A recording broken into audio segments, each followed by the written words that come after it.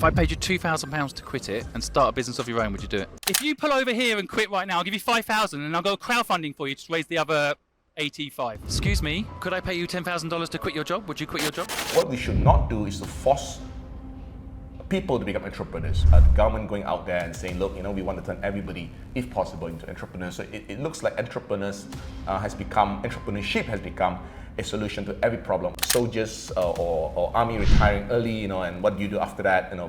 Try and turn them into entrepreneurs. Single mothers, what do you do to help them? Turn them into entrepreneurs. Ex-civil servant who's retiring, what do you do with them? Turn them into entrepreneurs. Graduates unemployed, what do you do with them? Turn them into entrepreneurs. Yeah, it's the old adage, right? Entrepreneurs, are they born, are they made? It's not made for everybody. You do not want to force these entrepreneurs through the system, because then you're burdening the system. These same people are going to expect you to give them grants and help and so on, because they're not ready to be entrepreneurs to begin with. So Datuk, you've opened a can of worms now. So I'm going to go down this road.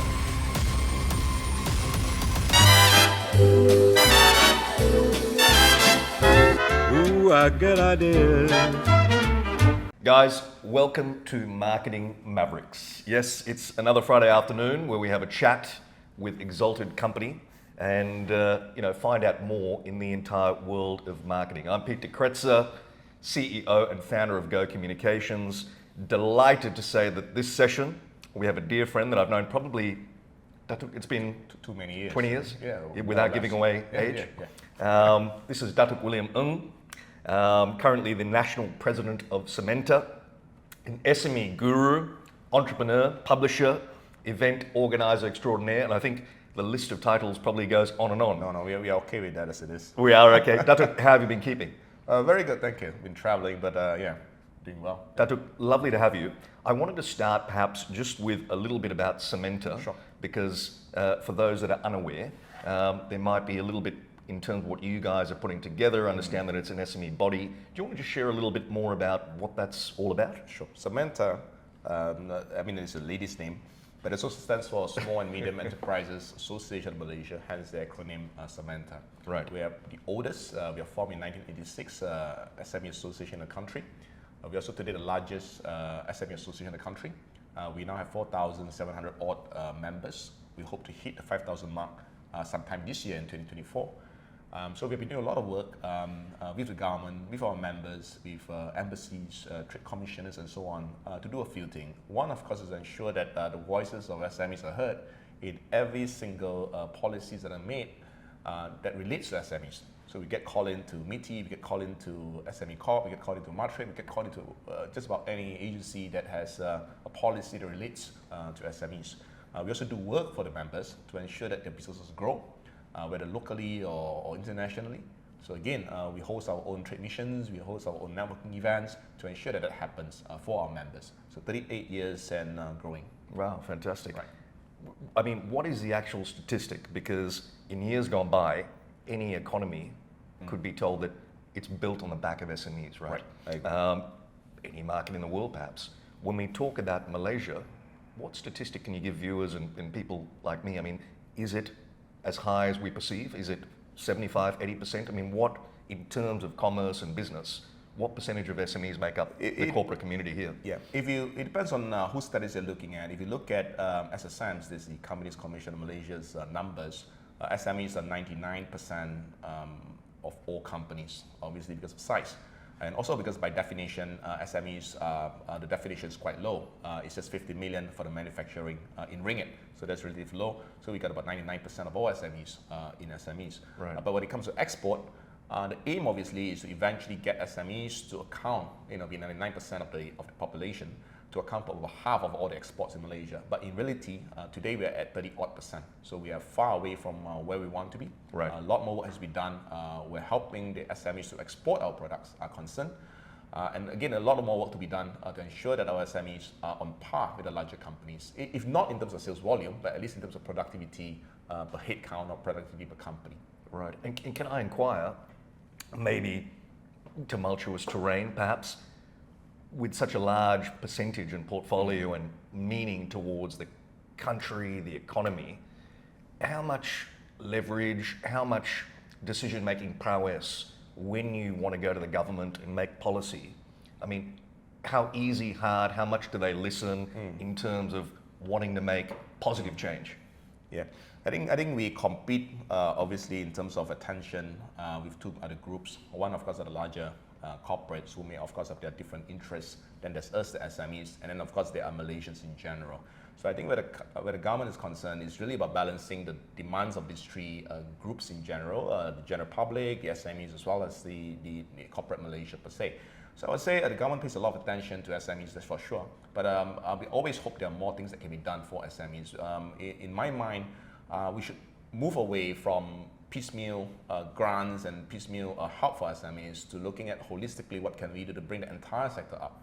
And for that to happen, a lot of other things must happen, right? The economy must be doing well, there must be a system in place to move us up the value chain, etc. Okay. Well, on the back of that, pretty simple question for you, but Yep. I'm not sure what the answer is. Do we think that Malaysia is SME friendly? I think the quick answer to that is yes, but again, more can be done. Yeah. What about comparatively to our neighbouring markets, whether it be Thailand, Indonesia? I know you travel quite a bit. Yeah, absolutely right. I travel a lot and I meet a lot of SMEs as well as SME coordinating agencies in other countries. And I would say, by comparison, Malaysia is very much SME focused. By comparison, and not in relation to what we want, but in relation to what other countries are doing.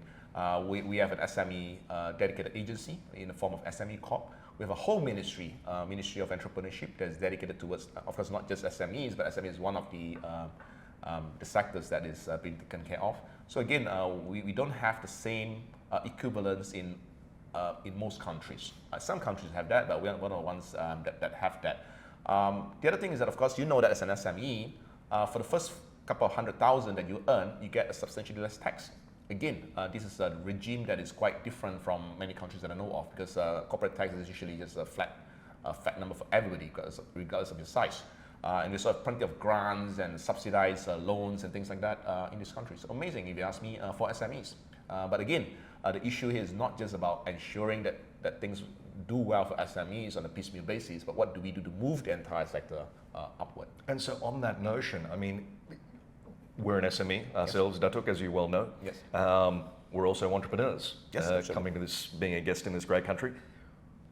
Is there a metric to sort of measure entrepreneurialism and, in a particular market? Okay, let's leave aside the aspects of how the government can help, how organisations can help. Is it indoctrinated in the DNA, especially with the younger generation coming through? And how do you measure something like that where Cambodia, Australia, America, how do we sort of track entrepreneurs coming through? And are we seeing any sort of trend at the moment? What we're doing obviously is just looking at pure numbers of new startups or new companies being registered. I think that can't be anything worse than using numbers as the sole determinant of the entrepreneurial activity in a country. In my mind, we should encourage entrepreneurs, that's for sure, but what we should not do is to force people to become entrepreneurs. What we have currently is the government going out there and saying, look, we want to turn everybody, if possible, into entrepreneurs. So it looks like entrepreneurship has become a solution to every problem of joblessness, of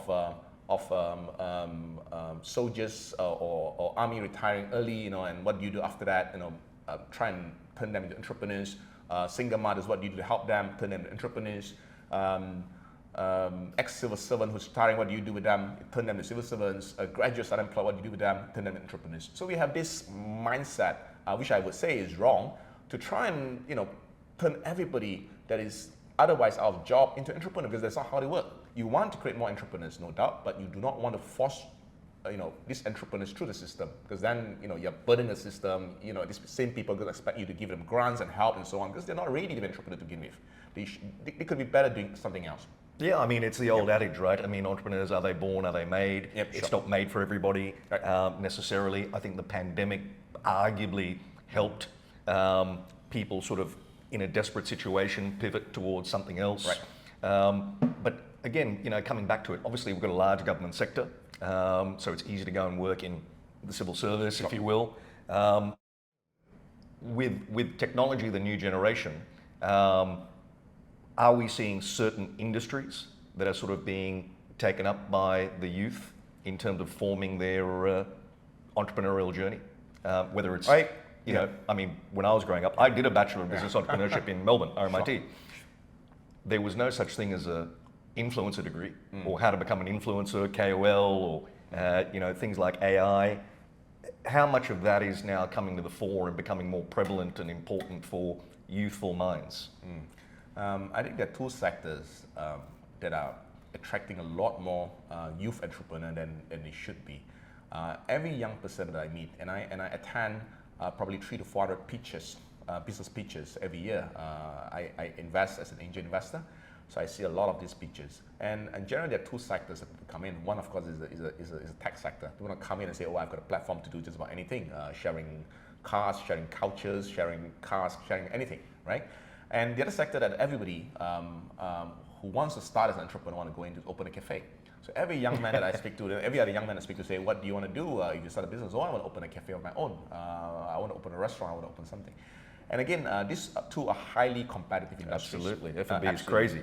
Absolutely, you know, and it's not even 90% failure. I think it's 99% failure if you take into account that many of them are just breaking even and not even paying themselves salaries. Sure. So in my mind, really, there's no specific sector where people can excel.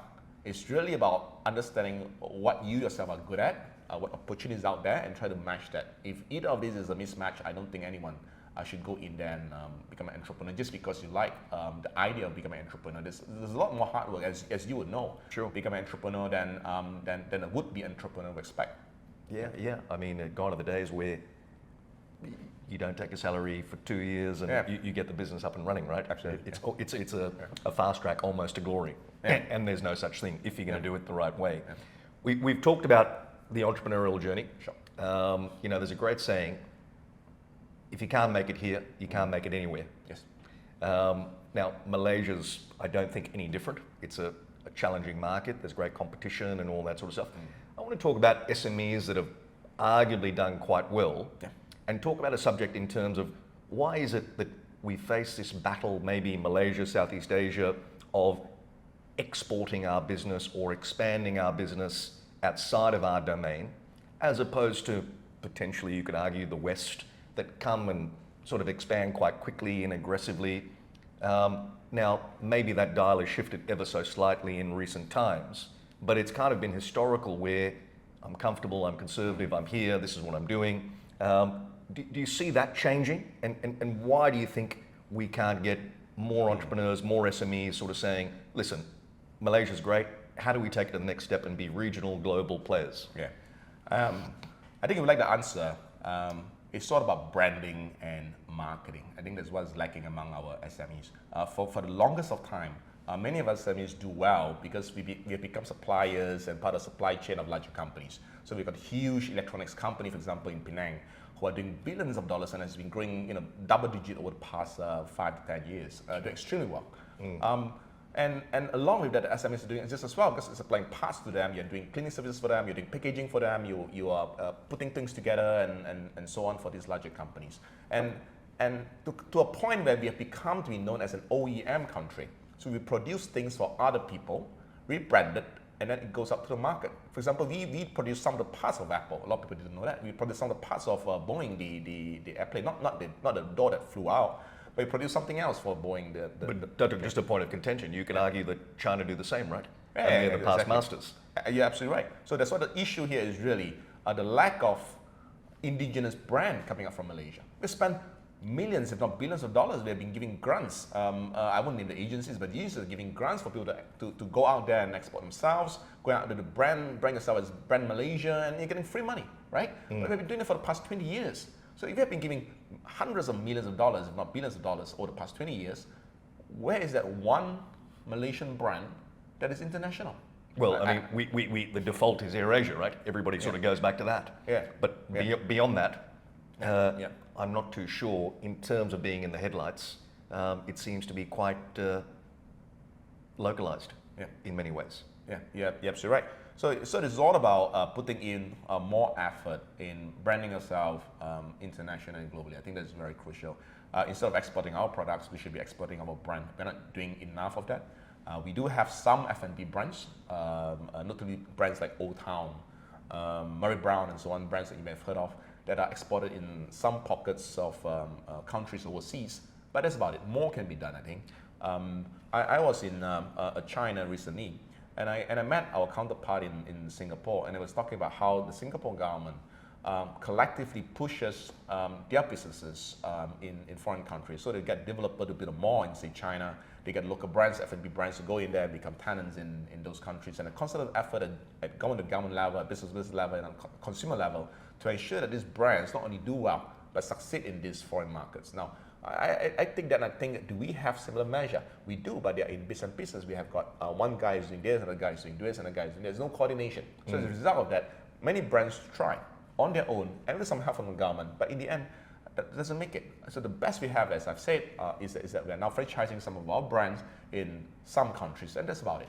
We could go much further. Yeah, I mean, in many ways, it's kind of, look, depending on how you want to do it, and there are standouts and outliers, I suppose.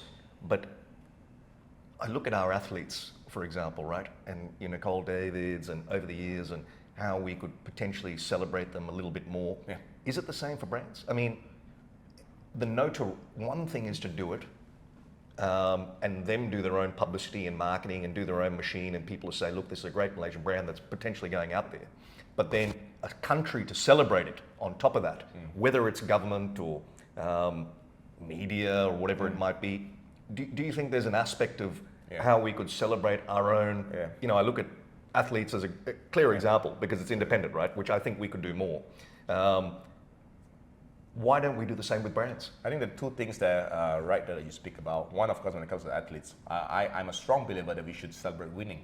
We should never celebrate losing. Because now we're giving public holidays and medals and money and cash for people, for losing, coming out second or third for the matter. And we should not. We should absolutely celebrate winning.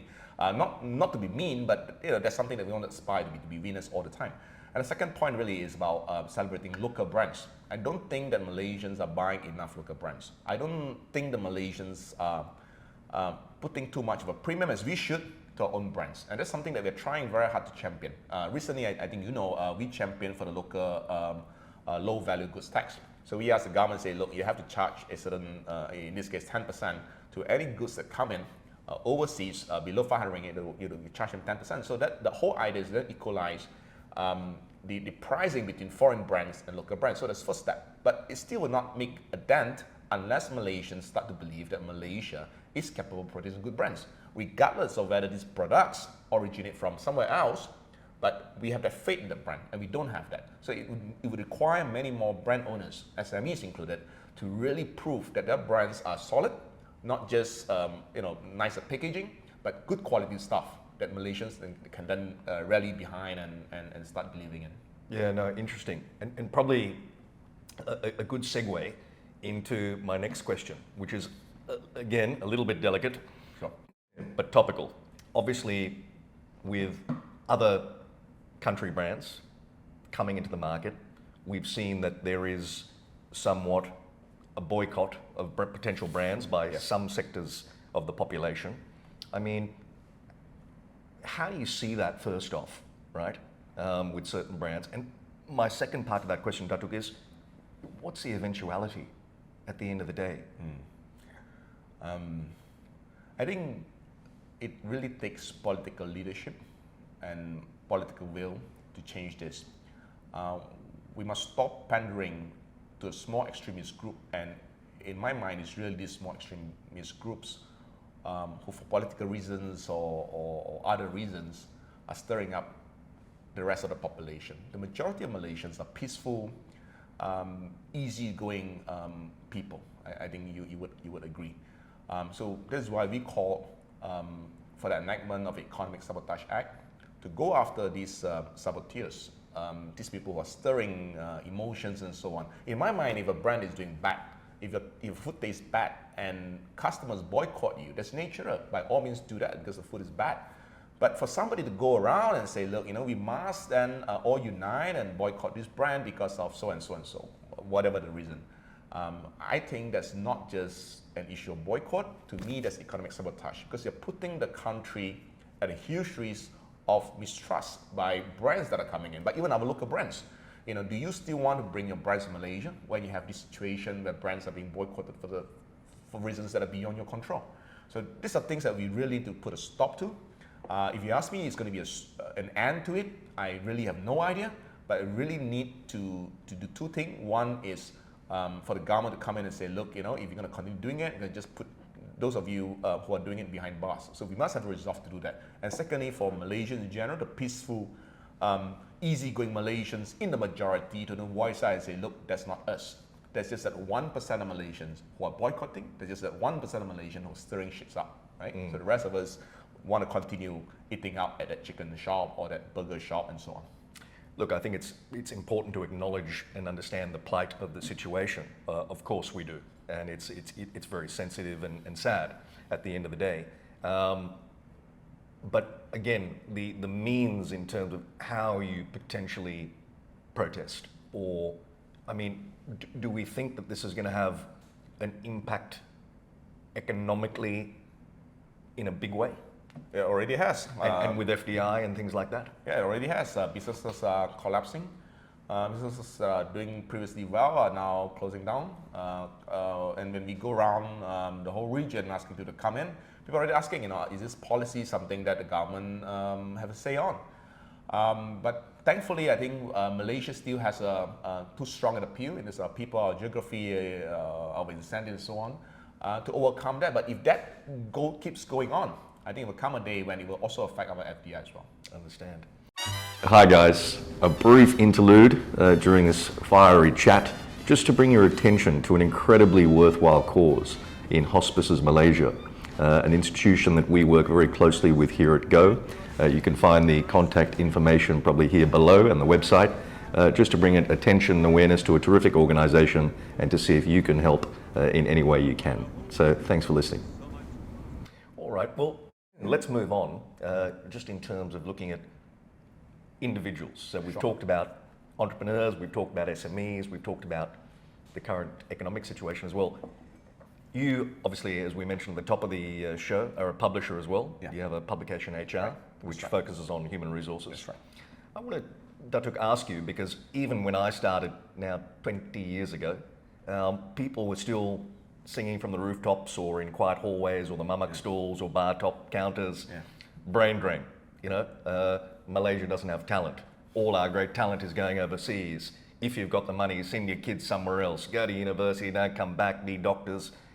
Where are we today from and I know we're a marketing podcast, but every sector is affected if that's the case. Absolutely. Where do you think we are currently in that situation?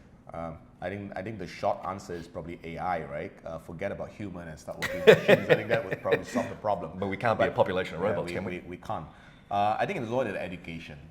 So there are two challenges here. One, we're not producing enough talents. That's education. And when we do, this talent get pinched regionally. But having said that, Datuk, and I'm just going to rudely intervene. Yeah. When I look at all, again, over the last little while since I've been here, boy, the educational institutions that are popping up in all and are best of quality and interlinked with your schools. European, your private schools, your universities. So the education aspect of it can't be all that bad if they've got the curriculum from some of the best universities and criteria from around the world. I guess the question is, why are individuals, families choosing other markets to potentially work? I think in this case, it is not just the brand that our education system work with. It's also the local quality that matters. For a lot of the brands that is being adopted, we understand marketing. This is a marketing podcast. A lot of these are just franchise programs. Sure.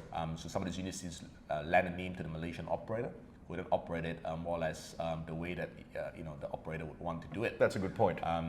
So that is one problem, and I understand by my statement that we're not producing sufficient talent, or at least the people who come out may not 100% be suited to the industry. So there's still a lot of hand-holding to be done.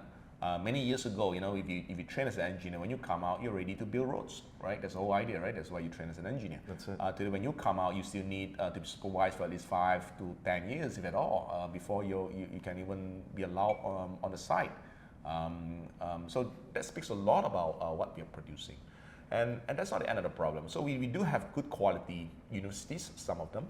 And we do have good quality graduates as a result of that. But again, some of these graduates just get snapped up by our neighbors. And it's quite unfortunate that we are located right next to a neighbor that today pay three and a half times more than us. Currency to currency. We know who you're talking about. So Yeah. that doesn't help, right? That's right. So what we really can do, where the government is concerned, is to build on a sense of belonging. And it's, well, again, something that is missing. Not everybody would want to go next door just because it's paying 3.5 times. People want to stay because of families, because of country, because of the belongings that you have here in the country. And we must do more on that. Make Malaysia a more equitable country, a fairer country for all people, see justice, people see that they can progress locally. People will stay. I think that's point number one. Point number two is really what can we do to ensure that we also raise our income as a country. So I think the solution in my mind really lies in productivity. What can we do to raise productivity of our workers through AI, really, through digitalization, through automation? What can we do to ensure that every worker currently produces probably about 150,000 ringgit per worker? Imagine if we can triple that to 450,000 per worker. And that's got a knock-on effect in terms of the entire economy pushing up, right? Exactly, and for employers, it's very simple. Look, if I'm, instead of making 12% margin, if today I'm making 30% margin, I'm going to slash the 30% margin back to 20% and give the rest of the money back to the employees. So employees will naturally get a much higher pay. And it probably creates a little bit of competition, right, to work harder. Absolutely. If you're up against it, Absolutely. which is important. Absolutely. So I think the key really is what do we do to raise productivity of our workers, and by extension the firms, the companies in the country. And if we can do that, we have a better chance at fighting against our tiny neighbor, keeping our people here, and making sure everyone is happy with what they have, and at the same time containing the rising cost of living. Fair. Right.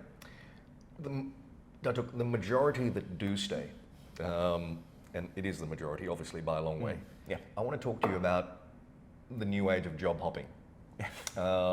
And how this seems to be, not in my day certainly, but today, not a problem on the CV, where I'm somewhere 5 minutes, I can go somewhere else 5 minutes. How do you think that's sort of perceived with the youth and the new mentality as they sort of go into the job market? Yeah. So there are a few challenges there. So there's this huge movement called quiet quitting. You've heard of that? Sure. People trying very hard. But is that not a marketing mechanism in itself? And again, propaganda? I mean, someone created that.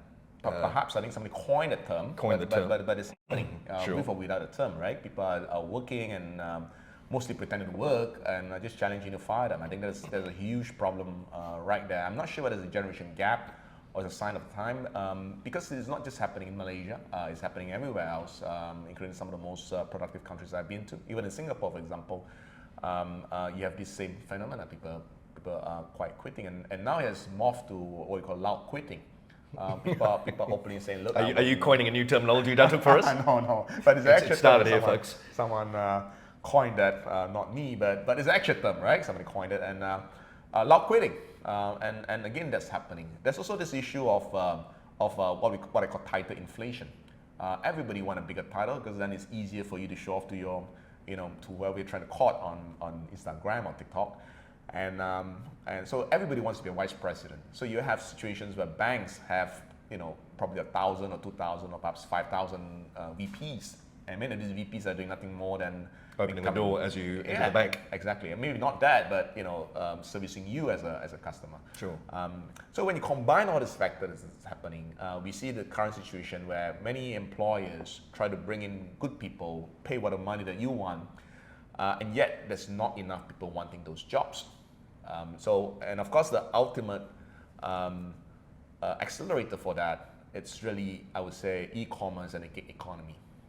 People are happy doing jobs, perhaps as a Grab or the food panda rider, perhaps, or selling things, drop shipping, etc., online, or being an influencer, one of those, and not minding that the fact that they're not earning enough to pay for rental and whatnot. So to many of the younger generation, this is a real alternative. Maybe not what they would want eventually, but what they want today. But I mean, look, the hip and happening brands, right? I'll give you two examples that come to mind. Elon Musk, when he took over Twitter, now X, brought people back to work. Sure. When it was hip and happening to sort of work from home and do everything. I remember during the pandemic, everyone, all these big sort of social network companies or IT companies were saying, hey, we're going to change the game, everyone can work from home, don't worry about it, it's all going to be great. And they were making bold statements at the beginning of something that was unparalleled. It never happened. So how can you make such a bold statement forever, although it happens? Here's a guy like Elon that everyone wants to be like, look up to, especially the youth. And he's sort of saying, hey, get back to work. Yeah. You've got my football team, Manchester United. Ineos has just taken over. Hey, everyone back to work. Yeah. This is no longer a free ride. Yeah. Interesting dichotomy, right? Yeah. So you've got brands, people, individuals that the youth look up to, but perhaps don't fall into their laneway of thinking. How do those two meet? How do they come together at the We end of use the the day? word lane, but or is it lane? Laneway. Or laneway. I blame this entire phenomena on Google. So if Google, you're listening to this, it's your fault. They started this entire, work from home Please wherever rank you us want. highly. Work from home wherever you want. Slides in the office, free breakfast, free lunch, free dinner, you name it, right? And before you know it, every other brand try to be Google and out Google, right? This is the to be, Googleplex, right, where people work and Yes, absolutely. So everybody try to have beautiful offices and all kind of perks, and eventually that translate into things like working from home, flexi hours, etc. And now there are many companies that they give employees option to totally work from home, right? You don't even have to come to the office at all. No once a week meeting, nothing. It is all 100% online as long as you deliver. So therefore, the issue here is really what do we do to ensure that corporate Malaysia in this case ensure that the culture of accountability and productivity goes right down to the bottom. Employees must understand that for you to be given that freedom to do whatever you want, there must also be accountability. So we must drive the idea of accountability across the board, everywhere else in the world, and especially here in Malaysia. And again, for that to happen, I know this is getting boring, but no. What we need to do really is to change the labor law.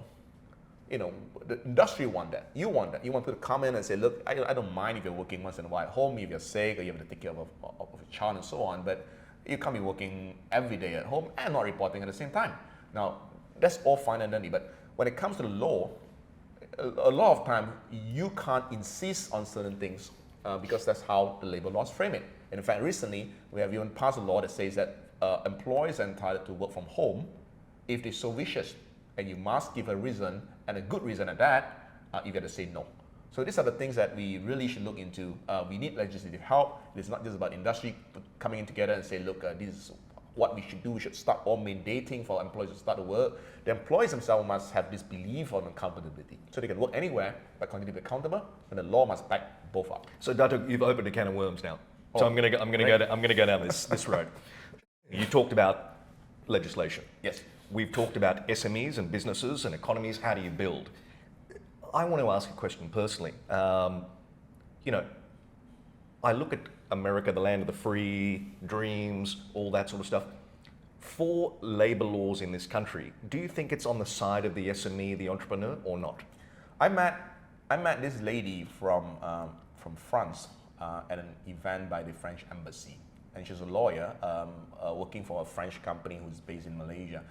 So her job is really to try and connect the two laws, right? The laws in France and the laws in Malaysia. And I asked her a simple question. I said, look, the entire unionism, labor movement, more or less began in France, not in UK actually. It began in France, going out, and they still do that, right? They picketing on a daily basis. Sure. And I asked her, what do you think has got, who do you think has got a stricter labor law? France or Malaysia? So without even blinking an eye, she said, Malaysia by far. Malaysia by far. So this says what many of us already know, that Malaysia is one of the toughest labor law anywhere in the world. But you talked about people working from home and the employee being able to dictate to an employer on how it's going to go. I mean, similarly, we're all aware, this is no secret, that if you want to potentially part with an underperforming colleague or employee, it's miserable. It's 3 letters, you've got to prove it, you've got to have chats. Now, if you're in America or places like that, you're fired. Yeah. Now, I just ask a very simple question. Does that motivate people? Does that create competitiveness? Does that create desire and hunger for colleagues or employees to want to work hard? Or does it do it the reverse? And when we talk about SMEs and entrepreneurs, don't we want people lining up at the door, hungry for a job, desperate for a job, which builds a stronger economy? I mean, for me, it's almost as simple as that. And then I ask the question, you open the can, Datuk, I can't help but agree with you in many ways. So why don't we help ourselves? To do what? To reform? I think it's a lot to do with, again, politics. Obviously, the country is governed by the people, i.e. it is the people who vote, and the majority of them are workers. So you're not going to have a government who come in and say, look, I'm going to be helping the big boys. We're going to help the workers eventually, because when the big boys do well, the corporates do well, then the economy do well and everybody do well. So they're not going to do that because the mandate lasts for 4 years, at most, not 40 years. But by right, the devil's advocate argument to that is by institutionalizing something like that, in a roundabout way, you're helping everyone. Sure. I mean, there might be a little bit of short-term pain, but at the end of the day, everybody's going to win because you're upskilling, you're getting better, it's more competitive, you're making everything stronger, it improves economy, the whole constabulary rises. And that could be the overall argument. But like you rightly said, is it short wins are what it's about? You're absolutely right, but you have just articulated the thoughts of every employee in the country. That's about it. But I think silent thoughts at that, Datuk. I don't think they put it out there. I think it's silent thoughts with their mates at the pub and all that type of stuff. Then many more of us have to voice out and say exactly this, so the government will listen and it's feel the pressure because they look, you're thinking of these 90% of voters, but you might potentially lose 10% of voters. And if 90% of the voters are split, this 10% of the voters, being the employers, could be the kingmaker. So all of us has to voice out. You're absolutely right. And notwithstanding, I mean, if you're a good leader that people want to work for, great. That's amazing. If you're an arsehole or a shit leader, excuse my French, then absolutely go and work somewhere else. I mean, that's the beauty about companies and democracy and the way it works. I think that's something that we can all wish for, and I'm totally in agreement. But again, the reality is that that's not going to happen anytime soon. We have laws that are that date all the way back to the British time, probably never updated, if at all. The world so over. that has to change. That has to change, and the mindset of the employers to say that look, we all have a voice out and do more for our employees and do more to ensure that we get what we ask for. At the same time, we also must see some change in the mindset of the employees to say that look, it is not about I working for you, you make all the money and I get a salary. It is about shared prosperity. It's about ensuring that the company that I work for grow together, and when it grows together, I want a written promise down right now that I'll do just as well. Right, either in terms of bonuses, increment, you name it, right? And I would work hard towards that. But that has to come somewhere, somehow. Somebody has to start that. It can start with you. I'm hopeful that you already started that. But every one of us need to do something towards that. So if we cannot rely on the government to legislate, we cannot rely on the government to provide the correct policy interference to ensure that this happens, that this disconnect between what the workers want and what the employers want, if you cannot hope the government can connect that, then business owners like us will do something about it. Trying to change the mindset. Maybe not everybody, but at least the people that work with us to say that look, it's now a shared prosperity model, it's a shared economy, we both gain. Yeah, really interesting, Datuk. I mean, I think that conversation can go on for a long time. I want to pivot ever so slightly, and I've got a couple more questions for you before I know you've got to run. You've got awards. You got plenty of those. We listen, and first to say that we've participated in our fair share. You've organised your fair share. We do. You were telling me you haven't won one. No, I have not. Really. Anyone out there that wants to reward Datuk with an award? You know my name. Yeah. There you go. I'm surprised to hear it. What do we make of awards in general? I mean, so in Malaysia, obviously, there are different industries. Sure. Are we seeing a clutter? Are we seeing legitimacy? And where do we currently stand with that from also a company, an SME perhaps, looking to market themselves through that? I think you're so right. I think the first question really is, does awards still serve a purpose, right? I think for many SMEs, if you select the right award and you win the correct award, it does help to push you out there, because there are 1.2 million SMEs in the country. Even in your industry, no matter what you do, you could be in cleaning services, there are probably 10, 20,000 companies doing exactly the same thing. So how do you stand out, right? And there are plenty of good companies that are doing very well, but just because they lack a certain push to shine, and are able to push themselves all out. And I think awards give people that. And it's also a huge way to motivate your staff to say, look, you're working for an award-winning company, and all this award is not about the company, it's not about the workers. I think that's a really good point that right? a lot of people don't factor in. Yeah, so and I always tell people, right, you don't win an award for yourself, win it for your employees. Sure. It's teamwork. It's really one way to say that, you love them and this is for them. But I think the gist of what you're asking really is that you need to separate the good ones, the credible ones, from the ones that are, for lack of a better word, that you pay for. I think that's sensible. They're both type of awards. It's a spectrum. You can't say that one is all the way up there and one is all the way down there. It's a spectrum, and that spectrum changes all the time. So as a business owner, you really need to be careful what award you pick. Ours, for example, again, sorry for the marketing pitch, but we ensure that, look, number one, we have got an auditor to ensure that the whole process is transparent. Not every award has that, to have a third-party auditor come in and say, look, it's so transparent.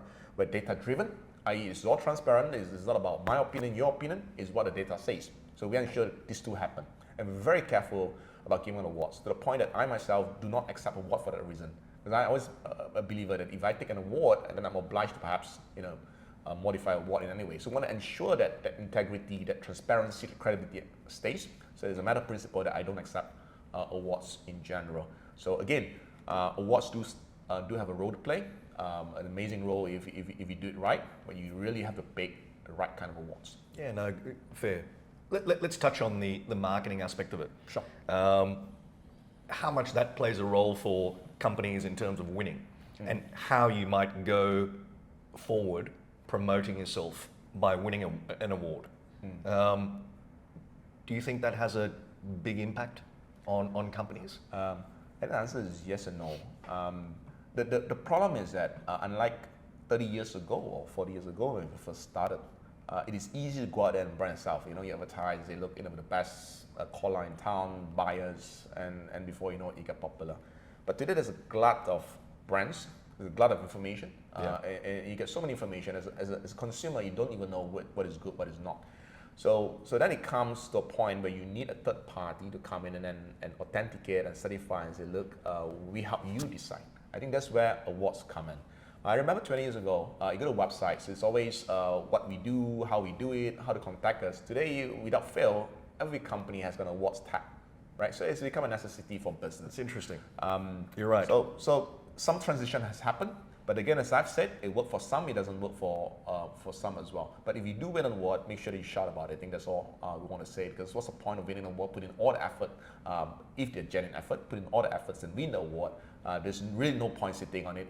You might as well shout about it and make full use of what you have. But as silly as that sounds, you will find quite a few companies that won't sing their own praises, right? They're quite conservative or modest, and they'll go through all this trouble to win an award and sit on it, which is silly, isn't it?